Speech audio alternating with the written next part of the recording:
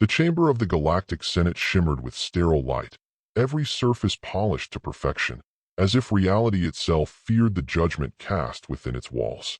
High above the Senate floor, illuminated beneath a dome of pulsating circuitry, stood a human woman in a pristine white uniform. Admiral Alara Miles. Her face betrayed no emotion, but the tension in her shoulders gave her away. Beneath the epaulets and medals, she was Earth's last voice in a galaxy that had already decided her world's fate. They had called this an emergency session. In truth, it was a spectacle, a symbolic knife twisted with parliamentary formality. The senators of the core worlds, adorned in ceremonial silks and exoskeletal regalia, barely glanced at her as she approached the central podium. Around her, a halo of identically garbed AI advisors sat motionless, eyes glowing dimly blue. Behind them, rows of delegates murmured like a hive of bees. The decision had already been made. She activated her mic with a flick of her wrist. "Members of the Senate," she began, her voice calm but edged with steel, "I bring warnings, not threats. The void beyond Sector N, 17 teams with incursions. Pirate fleets fly under no banner. Dead colonies reawaken with unfamiliar technologies. Earth has held the frontier alone for too long." There was no applause, only silence, the silence of polite disinterest. A senator from Aurelian Prime rose, his elongated form coiled in translucent robes. "Admiral Miles, Earth has often spoken of threats that never materialize. Perhaps your fear stems from your isolation, not from reality." She kept her gaze fixed forward. "We requested defense cooperation, not out of fear, but strategy. Earth is not isolated. We are surrounded." A low hum of disapproval stirred the chamber. Senator Cadron of Varellin clicked his mandibles, amplifying his voice. "You humans rise too fast. Less than a century since your induction, and already you speak as if we owe you protection." "No," Alara replied, her voice sharp now. "Not protection. Respect." That single word echoed longer than intended. Chancellor Velen, ancient and ossified in both form and mind, raised her staff. "The time for speeches is over. The motion has been reviewed, and the vote will proceed.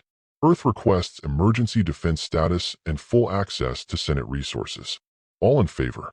In one swift, synchronized motion, delegates raised their hands, antennae, tendrils, then lowered them.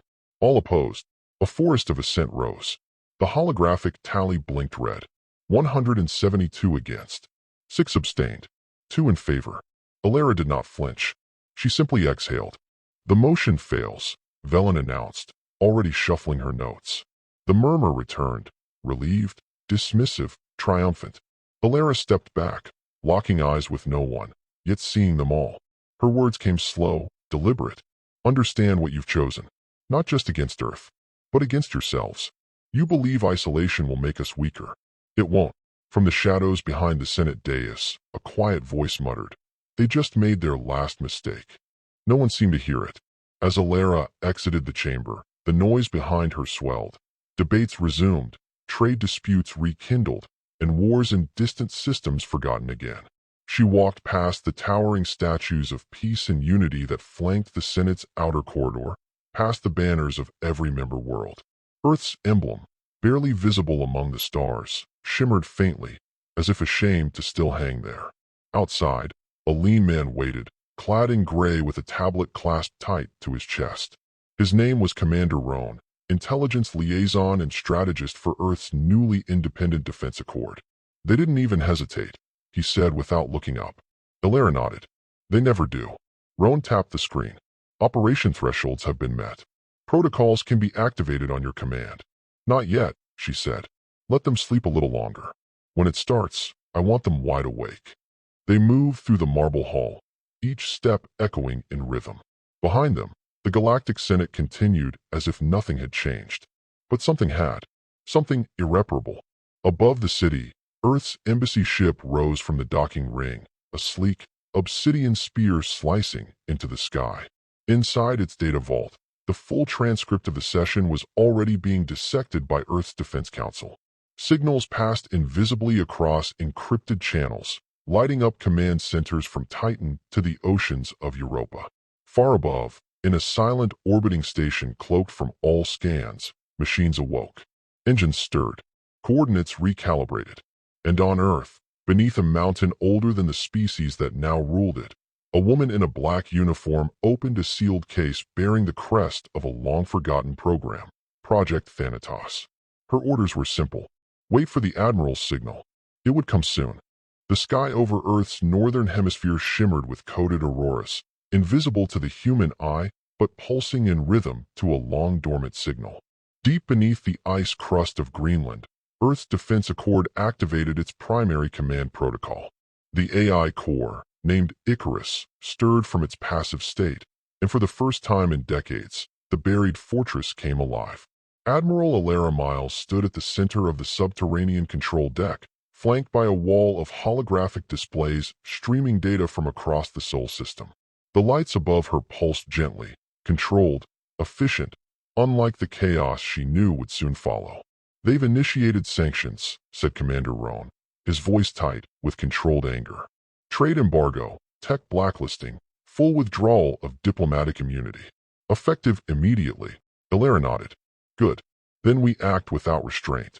She turned to the assembly of officers and AI advisors stationed across the chamber. "Execute the Thanatos Initiative. Phase 1. No one hesitated. The room darkened momentarily as the order rippled outward, subroutines unlocking buried directives, agents in place receiving the go code they had trained their entire careers to interpret. Above orbit, in stealth formation near Luna's dark side, 3 Earth warships powered up, no heat signatures, no visible motion. They ghosted into movement like wraiths. Their targets were not military fleets. Not yet. Instead, they aimed at the Senate's data spires, broadcast satellites that fed narratives across the core worlds. The attack was surgical. Within 3 minutes, 5 major comms hubs went offline, their loss attributed by Senate analysts to solar interference. A lie, but one the galaxy believed, because it needed to. "Alara," said Roan quietly, leaning close. "They still don't see it. They think this is posturing, not retaliation." "They will," she replied. "Soon." In the outer rim of the Varellan cluster, an unmanned station, technically neutral, detonated with mathematical precision, its power core rupturing in a way that implicated no one, but disrupted half a dozen trade routes the Senate depended on. Earth didn't strike with armies. Not yet. It struck with shadows, with algorithms, with buried truths and engineered chaos. Worlds that had ignored its presence now found themselves without fuel, without clear navigation routes, their traffic disrupted, their automation glitched. Messages failed to arrive. Supply chains faltered. Nothing traceable, nothing proven. But the pattern was clear to those who knew where to look. Roan pulled up a screen. "We've received encrypted acknowledgement from Tarsus 4. They're mobilizing. They say, quote, 'The silence after betrayal is enough. We stand with Earth.'" Alara allowed herself a breath of satisfaction. Tarsus was a frontier colony, not officially Earth-aligned, but long sympathetic. Others would follow, not out of loyalty, but out of necessity. The Senate had ruled by assumption, not consent. Now it would learn the price of assuming Earth would always ask before it acted. In the shadows of Titan's methane oceans, a black ops station began transmitting dead protocols, ancient codes that woke cells embedded in the Senate's own territory. Small acts, a missing magistrate, a communications disruption, a memory scrub. By the time the Senate realized, it wasn't a war. It was a disintegration. On the core world of Caliver, Senator Liz Voren of the Military Committee watched the sudden collapse of infrastructure across 5 districts. She blinked slowly, her glass fingers trembling as she turned to her advisor. This is too synchronized to be random." Her AI assistant offered simulations of interference events. She swept them away. "Get me intel on Earth." Quietly, but there was no answer. The AI had already been overwritten. Meanwhile, Earth's Defense Council convened in virtual space, projected above a secure Martian facility. 7 figures, human and hybrid, faced one another across an encrypted neural link. At their center, Alara's image hovered like a ghost. "The first phase is complete," she said. "They'll struggle to find their footing. In the confusion, we begin phase 2. One of the council members, a scarred engineer named Calder Voss, leaned forward. "Are we really ready for open conflict?" "It won't be open," Alara replied. "Not yet. We destabilize. We wait. And when they ask who did this, we remind them, Earth only asks once. On the surface, life in Senate space continued. Markets fluctuated. Rumors circulated. News feeds offered vague reassurances. But in military channels, panic had begun to bloom. The Senate's outer fleets reported ghost contacts, ships that vanished before they could be tracked. Weapon systems inexplicably failed calibration. A destroyer in the Bastion corridor reported a mutiny. The crew swore the order to turn on their commanders came from Earth, but no signal could be found. Only a pulse, a whisper. Back on Earth, in the depths of the Pacific Bastion, a command center hidden beneath tectonic folds, Alara reviewed the casualty reports. 0. Every target had been informational or infrastructural. No lives taken. Yet, has the Senate responded? She asked. Roan nodded slowly. They're spinning. False flag theories. Blaming separatists. Blaming each other. Good. She turned to the screen showing the outer rim. Dozens of colonies. Some too poor to matter. Some too angry to forgive. We need 3 more systems to align. After that, it tips. Operation Polaris is ready, Roan said. On your word. Not yet, she thought. Let them call us monsters first. Let them scream warnings to each other while the lights go out. In the orbit of a nameless moon, a listening post intercepted a signal it could not decrypt. It pulsed once, then vanished. The operator recorded it, flagged it, sent it to high command. By the time the signal reached the Senate's data centers, it had already replicated itself into 6 untraceable strands across their own archives. It carried no message, only coordinates, and a timestamp. Alara watched as the Senate unknowingly seeded the coordinates across its own servers. Mark that system, she said to Icarus. That's where it ends. The AI acknowledged, its voice like quiet thunder. Somewhere in the silence between stars, a countdown had begun. The Senate held its emergency session in a chamber that no longer felt invincible. The grandeur remained, hovering banners, tiered seats glittering with emissaries from across the galaxy. But the air was brittle. Systems continued to fail. Supply chains remained fragmented. Core worlds teetered on the edge of rationing. And now, the whispers of defiance had become something sharper, organized resistance. Chancellor Velen stood at the center of it all, her voice slower now, less certain. We are not at war, she insisted. There has been no formal declaration. Earth remains a member of the Galactic Compact. Senator Cadron rose again, mandibles rigid with fury. What use is the compact if one of our own acts without restraint? If Earth can weaponize infrastructure, ignite rebellion, and erase our command structures with impunity, what exactly are we compacted into? No one answered.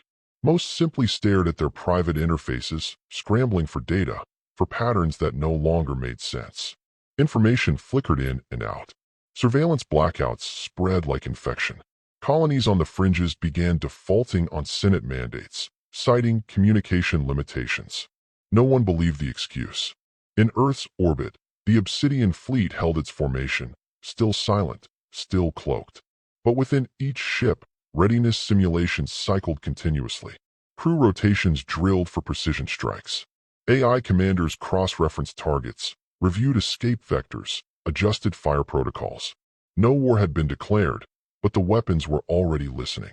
On board the Aegis, Admiral Alara Miles stood before a row of screens that showed the Senate's false calm. A final report blinked red. Phase 2 complete, Roan said, stepping beside her.